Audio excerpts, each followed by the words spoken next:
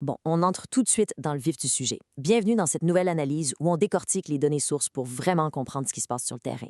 Aujourd'hui, on met la loupe sur une anomalie, disons-le, super fascinante du marché immobilier de l'année 2026. L'étude qu'on regarde en détail met en lumière un bouleversement majeur sur le fameux axe 2040. Pendant des années, le mot d'ordre, c'était que la densification urbaine représentait la seule voie d'avenir, n'est-ce pas? Eh bien, les données nous montrent un retour en force carrément spectaculaire de la maison unifamiliale. C'est en train de redessiner le paysage au complet. Alors, pour bien suivre cette mutation, voici le plan de match d'aujourd'hui. 1. Le virage immobilier de 2026. 2. La rareté du terrain. 3. Le déclin du condo. 4. L'économie de l'axe 2040. Et finalement 5. Un investissement sécuritaire. On y va. Section 1. Le virage immobilier de 2026. Un marché en mutation. Le marché a complètement changé de visage depuis le début de la décennie. Si on regarde bien, pendant longtemps, le condo s'était vu un peu partout comme la porte d'entrée par excellence pour devenir propriétaire. Mais là, le paradigme s'est totalement inversé. Les données sources de février 2026, qui viennent de wawa.ca, montrent un contraste qui saute aux yeux. D'un côté, on a l'inventaire des condos qui stagne littéralement dans plusieurs secteurs clés, ça ne bouge plus.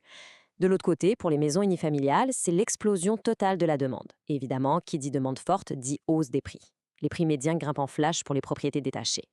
Les chiffres traçaient une ligne de démarcation super claire entre ces deux mondes-là. Alors, face à des données aussi opposées, il y a une question évidente qui se pose. Pourquoi ce changement-là et pourquoi précisément maintenant en 2026? Qu'est-ce qui fait que soudainement les acheteurs fuient les espaces à haute densité pour se ruer vers des maisons détachées? En fait, ce n'est pas un hasard du tout, c'est le résultat direct d'une combinaison de facteurs économiques, sociaux et géographiques qu'il faut absolument regarder de plus près. Ce qui nous amène à la section 2. La rareté du terrain, l'or vert. Bon, le tout premier moteur de ce virage, il est purement physique. Dans les secteurs ciblés par l'analyse, on fait face à une rareté absolue de nouveaux lots. L'étude cite d'ailleurs ce vieil adage de l'immobilier et il frappe en plein dans le mille, on ne fabrique plus de terre. C'est tout simple, mais tellement vrai. Et l'auteur souligne que cette phrase n'a honnêtement jamais été aussi pertinente qu'aujourd'hui. Cette rareté intrinsèque crée une pression constante à la hausse sur les prix. La terre en soi devient l'ultime produit de luxe, ce qui transforme chaque petite parcelle disponible en un actif inestimable. Ce qu'il faut vraiment saisir ici, c'est la grande différence entre l'équité verticale puis l'équité horizontale. Quand on y pense, les tours à condos, elles peuvent toujours grimper plus haut. On empile les unités les unes sur les autres au-dessus du même bout de trottoir. Mais une maison unifamiliale, elle occupe sa propre portion unique de sol. L'étude met un accent énorme là-dessus. C'est ce sol-là qui est le véritable actif qui prend de la valeur sur le long terme. Posséder la terre, avoir son propre terrain, intime et boisé, c'est ça qui garantit la croissance de l'investissement.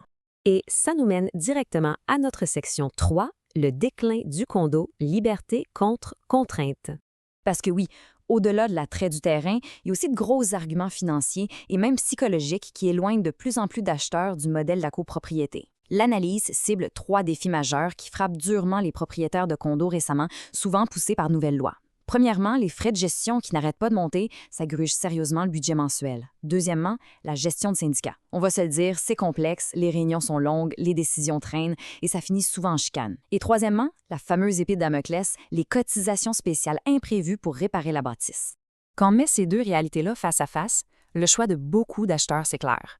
D'un bord, le condo avec ses frais partagés en hausse puis sa lourdeur administrative. De l'autre bord, l'unifamilial. Là, on parle d'un pouvoir décisionnel total. En gros, chaque dollar investi, que ce soit pour refaire la cuisine ou arranger la cour, ça augmente directement notre propre équité, pas celle d'un gros bâtiment partagé. C'est vraiment le retour en force du contrôle absolu sur son portefeuille. On passe à la section 4, l'économie de l'axe 2040, un développement local en plein essor. Il faut bien réaliser que ce boom de la maison unifamiliale, ce n'est pas juste une question de préférence qui change. Il y a un vrai moteur économique fort en arrière de ça. L'étude met en lumière un chiffre assez massif, 3200. Ça, c'est le nombre de nouveaux emplois directs créés dans la région de l'Axe 2040.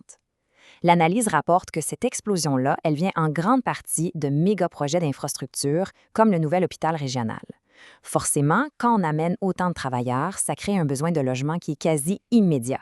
Et ces nouveaux professionnels-là, ils arrivent avec des critères bien précis. C'est fascinant, l'étude montre qu'ils rejettent carrément les petits espaces de vie.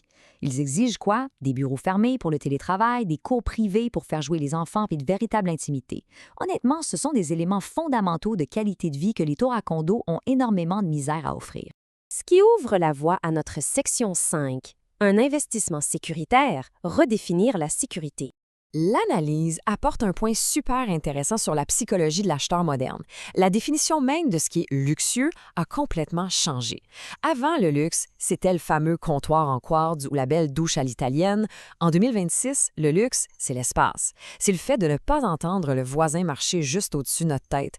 Dans un monde hyper connecté, la maison détachée est devenue une vraie bulle de tranquillité. Ça a beaucoup plus de valeur aujourd'hui que le petit gym partagé au sous-sol. Sur le plan purement financier maintenant. L'auteur de l'étude l'affirme sans détour. L'unifamilial, c'est une véritable valeur refuge. Historiquement, quand l'économie bouge et fluctue, les maisons détachées gardent beaucoup mieux leur valeur. Elles évitent le fameux phénomène de saturation rapide du marché qu'on voit tellement souvent avec les condos quand l'inventaire s'accumule d'un coup. Bref, c'est une stratégie brillante pour traverser les tempêtes.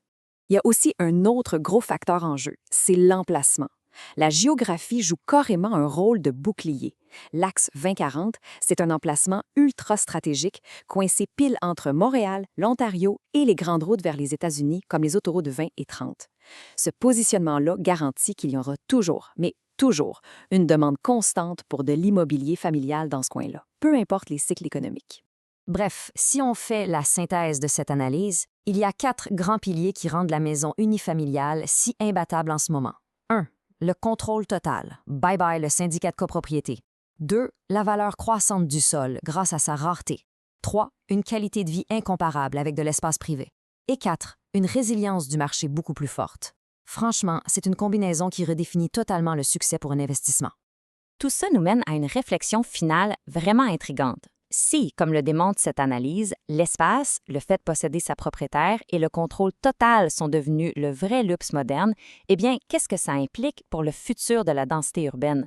C'est une grosse remise en question des modèles qu'on pousse depuis des décennies.